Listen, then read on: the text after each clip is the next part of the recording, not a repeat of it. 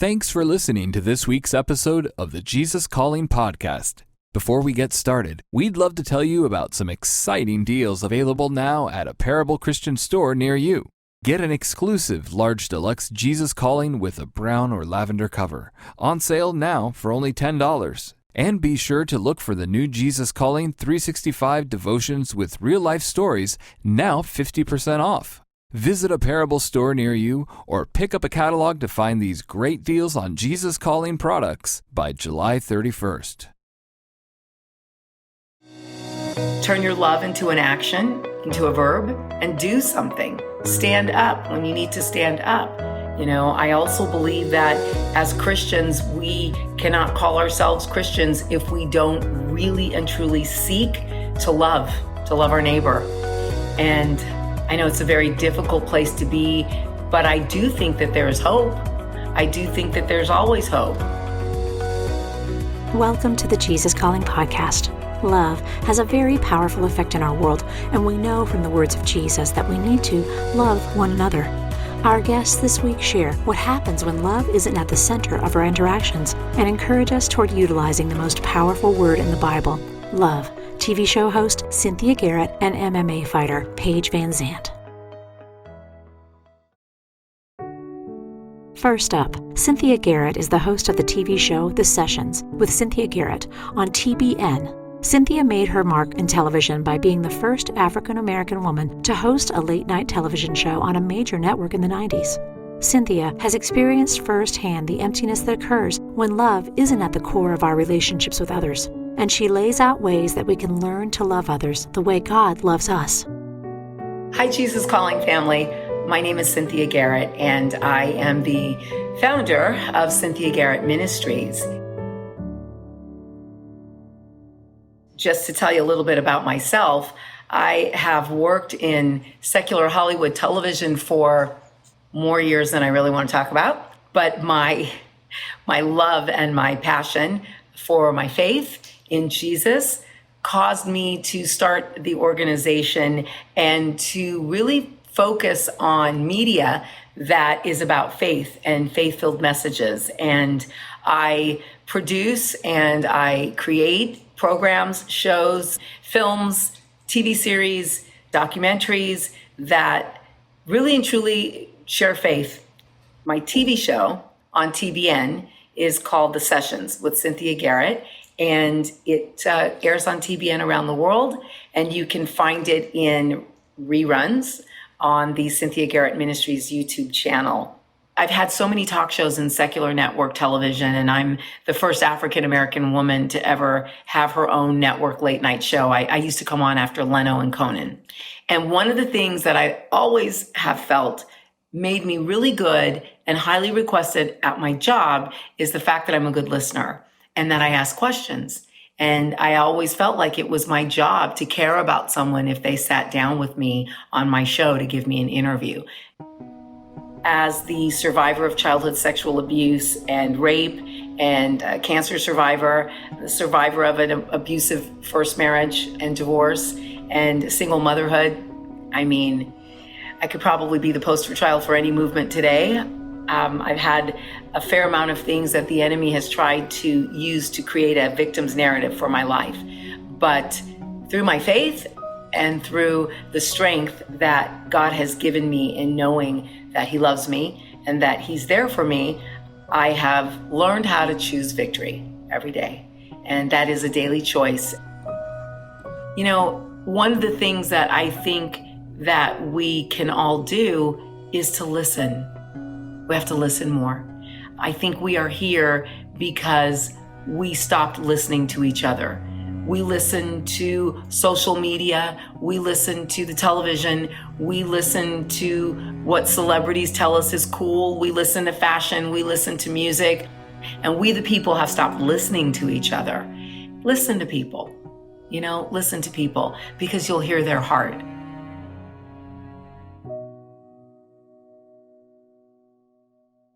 We're a nation that is distracted.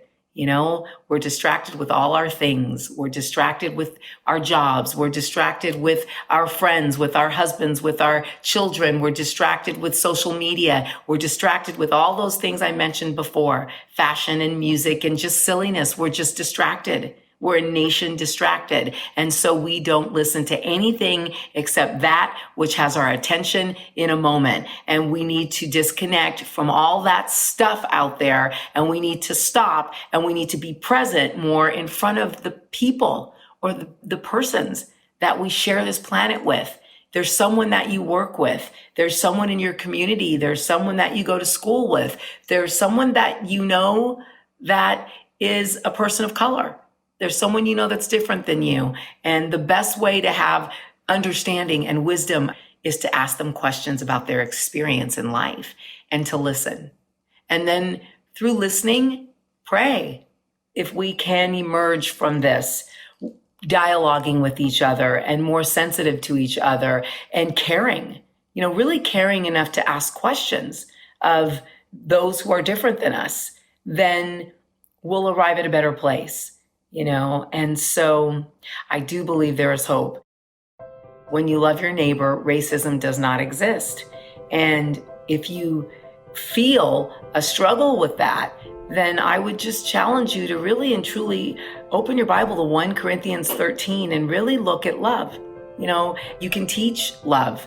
I don't think enough people really understand that there's a biblical definition of love in 1 Corinthians 13. And I find that talking about love, especially with unbelievers, is powerful because they can't really hear about Jesus until they feel like you love them. They can't hear about Jesus until they feel as if you're willing to invest in their lives, that you're willing to invest time in their lives. So that's a very powerful action that you can take to actually do something and make a difference. Invest in people's lives. Don't ask questions only of your friend group, because a lot of us have friend groups that mirror the way that we think, the way that we live. And I have been trying to go out of my comfort zone and ask questions of people that maybe don't have faith even, but they're different. I've asked questions of a lot of different people to try to understand. And I've tried to ask questions of young people. I would encourage you to ask questions from young people. There's a lot we can learn from them, and there's a lot that they can learn from us. But again, they won't listen to us unless they feel that we'll listen to them. What do we do as Christians? Well, we put on the armor of God. And we know that our breastplate of righteousness covers our heart. And so if we examine our hearts and seek righteousness in our hearts, we can make a difference. So I would encourage you to just pray. Pray for people. Pray for African Americans right now. Pray for them. Pray for an understanding of the unique road that a person of color walks in this nation and what it may mean to feel afraid. My prayer for the future it's really simple. I have been praying a lot, asking that God would bring about his will in our nation, and that in doing so, he would take care of all of his children and provide for all of his children and give us wisdom and insight so that if the answer to our prayers doesn't look like we hoped it would, yet it's still the answer to our prayers, because that often happens, right? I ask God to work something out in my life, and then he puts me through a trial. And then I realize when I get through the trial that he's actually worked out the thing in my life that he wanted me to work out. So my prayer is that God's will would be done and that he would give me the wisdom and the insight to understand that he's actually answering my prayers. If the answer and the process to answering my prayers doesn't look like I want it to look. And here's a passage from Jesus Always that I hope will encourage you. Love is patient. Notice that the very first adjective the Apostle Paul uses to describe love is patient. I treasure this quality in my followers, even though it's not highly visible in most 21st century depictions of love. Patient people can stay calm while enduring lengthy waits or dealing with difficult people and problems. I encourage you to examine your own life to see how you respond to waiting and to difficulties. This will give you a good measure of how patient, how loving you actually are. Patience is listed fourth in the fruit of the Spirit. My Spirit will help you grow in this important character trait, especially as you ask Him. Some Christians are afraid to pray for patience. They fear that I'll answer their prayer by subjecting them to severe suffering and trials. However, suffering serves an important purpose in my kingdom, and trials are not optional. They come so that your faith may be proved genuine and may result in praise, glory, and honor to me. You know, I often say that love is an action. It's a verb. It's a very powerful verb. Love does. What do I mean by that? Love is messy, but love gets involved with other people. Love stands up for right because love knows that the only thing necessary for the spread of evil is for good men and women to do and say nothing. Love stands up when others are knocked down. Love will give up its seat. Love will help. Love wakes up in the middle of the night. Love doesn't ever sleep. Love answers the phone at 2 o'clock in the morning because someone needs help and you really don't want to answer the phone.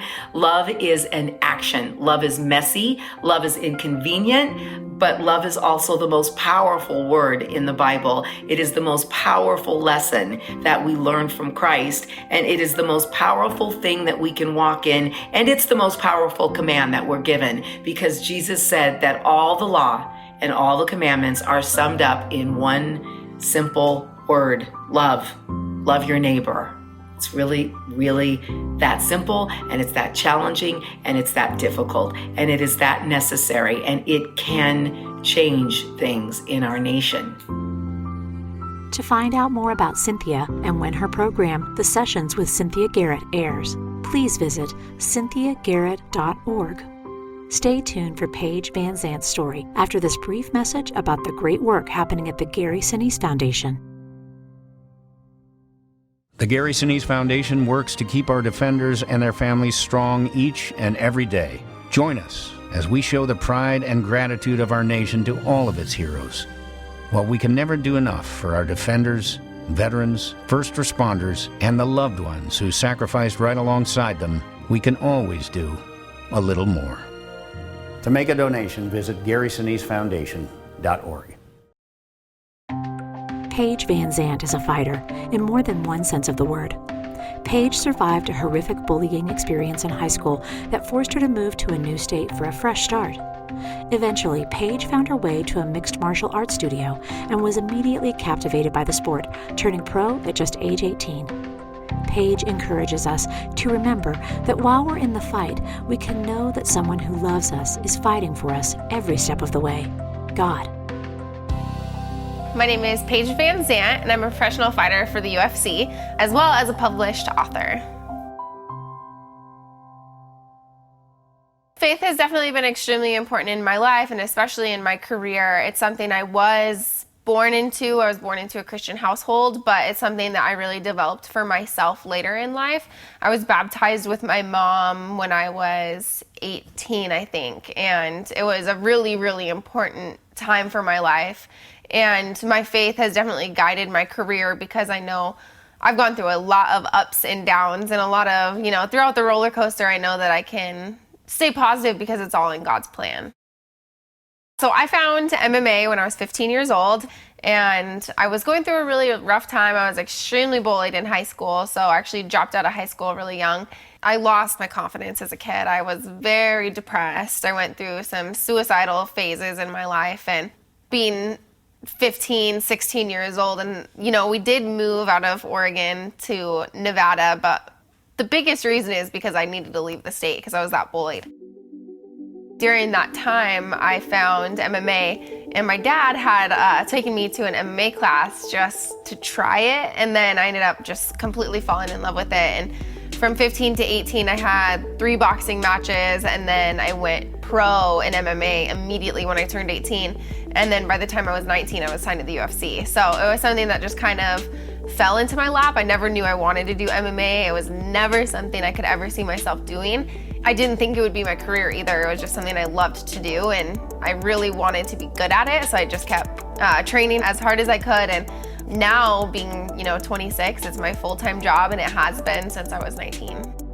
I think it's extremely important to push yourself to try new things. I've kind of just been a go-getter my entire life. I've always wanted to be really good at anything I try. I kind of say yes to any opportunity that comes my way.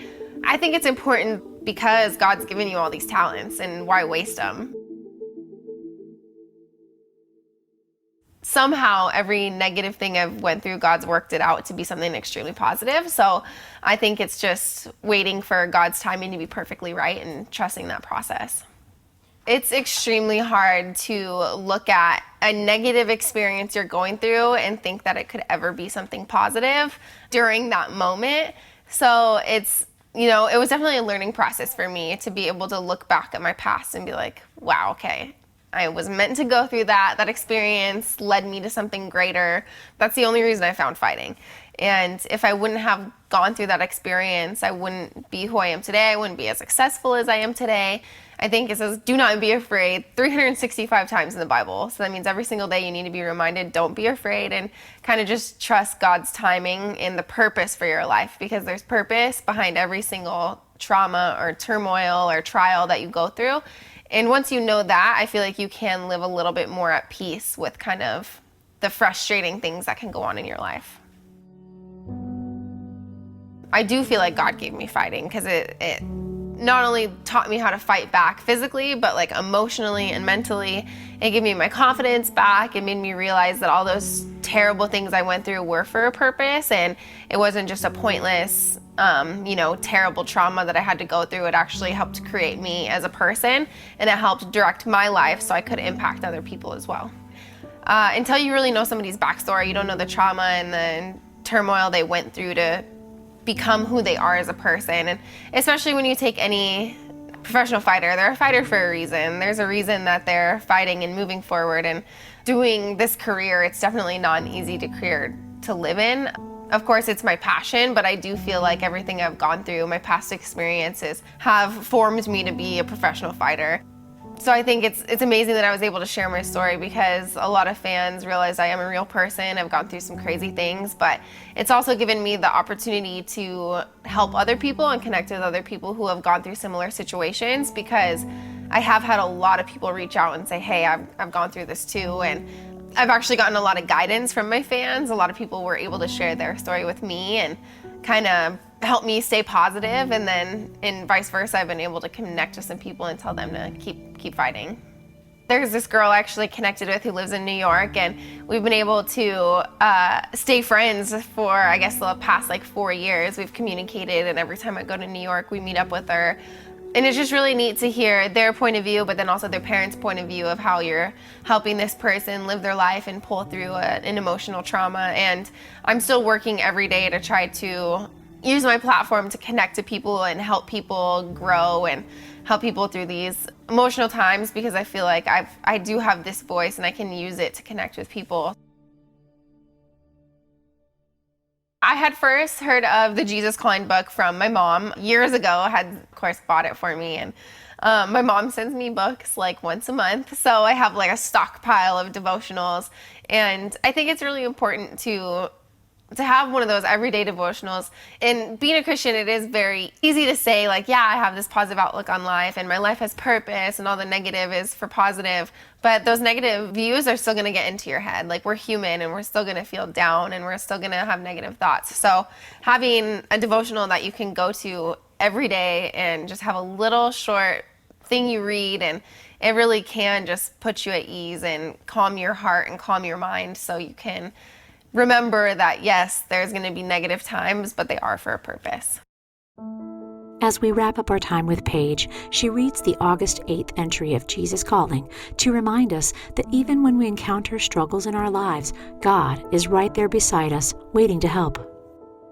Expect to encounter adversity in your life, remembering that you live in a deeply fallen world. Stop trying to find a way that circumvents difficulties. The main problem with an easy life is that it masks your need for me. When you became a Christian, I infused my very life into you, empowering you to live a supernatural plane by depending on me. Anticipate coming face to face with impossibilities, situations totally beyond your ability to handle. This awareness of your inadequacy is not something you should try to evade. It is precisely where I want you. The best place to encounter me is in my glory and power. When you see armies of problems marching towards you, cry out to me. Allow me to fight for you. Watch me working on your behalf as you rest in the shadow of my almighty presence. I feel like this passage definitely speaks to kind of my purpose and platform, because it does say expect to encounter adversity in your life, and remembering that anytime adversity or anything negative, like these negative situations are coming your way, that you do need to remember who you're fighting for and know that someone is fighting for you, and that's God. And through every fight I go through, both in the cage and outside of the cage, I know that there's somebody who has my side and is fighting with me the entire time, and that's God. You can learn more about Paige's story in her book, Rise, Surviving the Fight of My Life, found wherever books are sold. If you'd like to hear more stories about love in action, check out our interview with radio show host Delilah.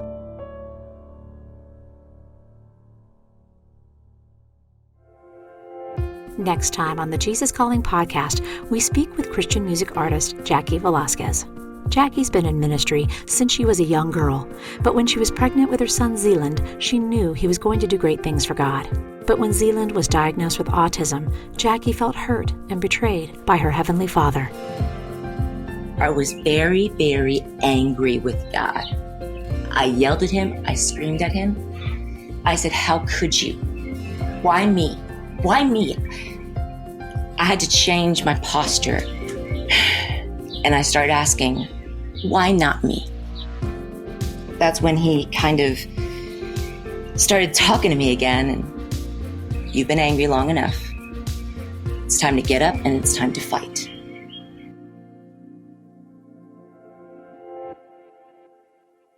Want to hear more inspirational stories of people who have been changed by a closer walk with God? Then subscribe today to the Jesus Calling podcast on Apple Podcasts, Stitcher, or wherever you listen to your podcasts.